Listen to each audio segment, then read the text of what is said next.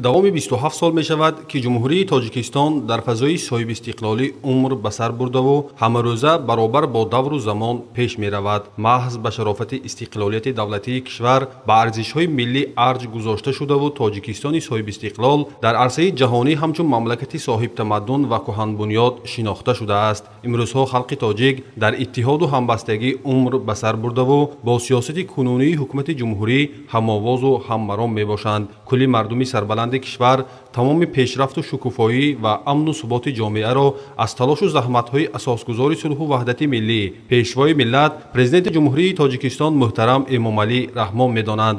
хеле мушоҳидаҳо нишон медиҳад имрӯзҳо дар сар то сари кишвар ба ифтихори дар сатҳи баланд таҷлил намудани 30-солагии истиқлолияти давлатии мамлакат корҳои ободониву созандагӣ мароми тозаро ба худ касб намуда рӯз аз рӯз вусъати тоза пайдо менамояд. дар ин раванд дар қаламрави вилояти суғд 1300 рӯзи меҳнати зарбдор эълон гардида корҳои ободониву созандагӣ дар тамоми шаҳру навоҳӣ ва ташкилоту муассисаҳо вусъат мегирад. чунин корҳои ободониву созандагиро дар донишкадаи политехникии донишгоҳи техникии тоҷикистон ба номи академик муҳаммад осимӣ ба хубӣ мушоҳида намудан мумкин аст. аслан донишкадаи политехникии донишгоҳи техникии тоҷикистон худ зодаи даврони соҳибистиқлолии мамлакат буда давоми беш аз 8 соли фаъолияташ дар амалӣ намудани се ҳадафҳои стратегии давлат ва ҳукумати кишвар ва омода намудани кадрҳои соҳибтахассуси соҳаи техникаву технология ва муваффақиятҳои назаррас соҳиб гашт. давоми 5 соли охир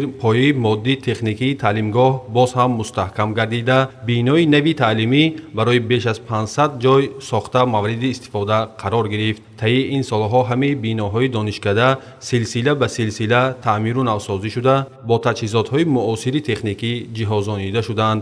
соли равон бинои хобгоҳи донишкада аз таъмири капиталӣ бароварда шуда дар доираи корҳои сохтмонӣ тамоми ҳуҷраҳо ошхона долон ва дигар утоқҳои ёрирасон ба таъмиру навсозӣ фаро гирифта шуд. ҳамзамон дару тирезаҳо иваз ва дар ҳар як блоки истиқоматӣ ҳуҷраи дастрӯйшӯӣ бунёд гардид. ҳамчунин бошандагони хобгоҳ бо мизу курсӣ рахти хоби нав либосовезак китобмонак таъмин карда шуданд. дар маҷмӯъ дар соли нави хониш 453 нафар донишҷӯён бо утоқҳои муҷаҳҳаз таъмин гардиданд. донишҷӯён аз чунин таваҷҷӯҳ ва иқдомҳои наҷиб хушнуду сарфароз мебошанд. дар ин хобгоҳ баробари донишҷӯён ҳамзамон наздикии 15 оилаҳои омӯзгорони донишкада низ бо ҳуҷраҳои муҷаҳҳаз таъмин гардиданд. ҳамаи ин иқдомҳои ободониву созандагӣ муҳассилин ва омӯзгоронро водор месозад ки дар раванди таълиму тарбия фаъолнокии худро дучанд бароҳмонанд. бояд тазаккур дод ки дар сохтори донишкада 4 факултет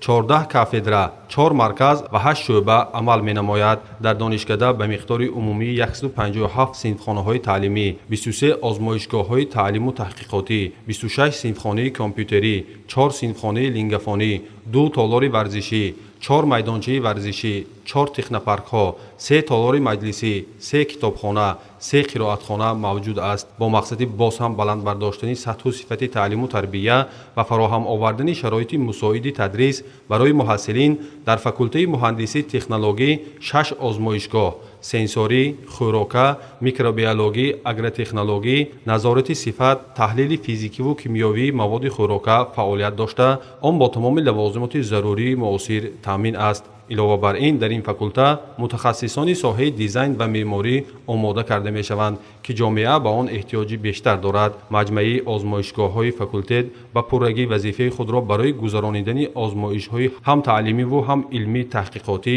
иҷро карда истодааст.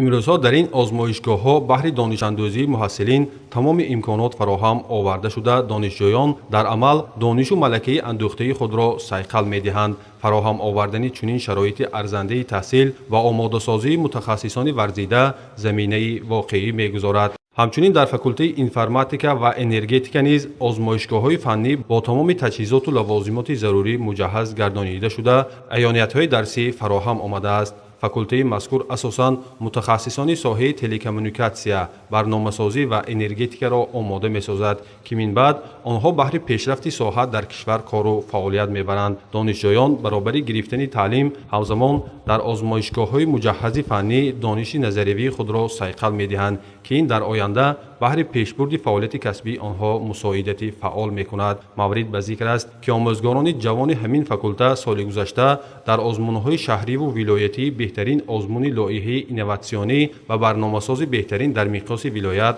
غالب آمدند. همزمان دوام 5 سال می شود که در نزد دانشکده پارک تکنولوژی مجهز فعال گردانیده شده برای غنی گردانیدن تجربه کاری دانشجویان مساعدت می نماید. در دایره کارهای آبادانی و سازندگی در فاکولته مهندسی تکنولوژی ساختمان بینای علاوگی فاکولته با مبلغ گذاری خود دانشکده با مرام ادامه دارد. بینای نوی تعلیمی از 2 آشیانه عبارت بوده. موافق لایحه در آن اساساً کارهای لابراتوری اختصاصهای دیزاین و معماری گزارانیده شده. آن همچنین دارای اتاق درسی و دیگر حجره‌های یاریرسان برای تعلیم و تدریس دانشجویان ساخته می شود. ساختمان بینای مذکور سال جاری آغاز یافته آینده نزدیک به استفاده داده خواهد شد. فراهم آوردن چنین شرایط ارزنده و جوابگو به طلبات زمان معاصر بهر آماده سازی متخصصان ورزیده ساحه‌های مختلف خواجگی خلق مملکت زمینه واقعی می‌گذارد. بهتر کردن سطح و صفت تعلیم در همه زینه‌ها، تحکیم بخشیدن زمینه‌های مادی و تکنیکی و تأمین ثمره بخش فعالیت آنها در دانشکده در پرتو دستور و سپارش‌های اساسگزار صلح و وحدت ملی پیشوای ملت پرزیدنت جمهوری تاجیکستان محترم امامعلی رحمان به دست آمده است. جوانان نیرو و قوای بزرگ پیشبرنده جامعه می باشند. از این رو امروزها بهر کار و فعالیت و دانش‌اندوزی جوانان از جانب دولت و حکومت تمام امکانات فراهم آورده شده است. در دانشکده پلی‌تکنیکی دانشگاه تکنیکی تاجیکستان برابر تعلیم و تدریس همزمان برای دانشجویان با مقصد شغل ورزیدنشان به ورزش انشاءات گوناگون فعال می باشد. در این روند دوام 2 سال تمام تالارهای ورزشی دانشکده از تعمیر کلی برآورده شده در آنها برای دانشجویان امکانات مساعد مشق و تمرین فراهم آورده شده است.